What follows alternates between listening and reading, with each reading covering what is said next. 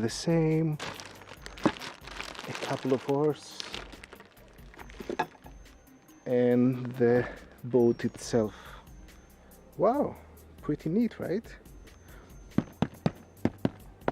Anybody? I'm not sure if I'm gonna open this tonight because I'm running out of light.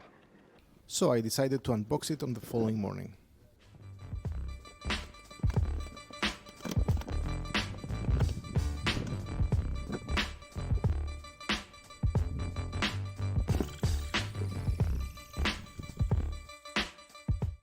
It is now the proper time to mention that it's advisable to partially inflate the chambers.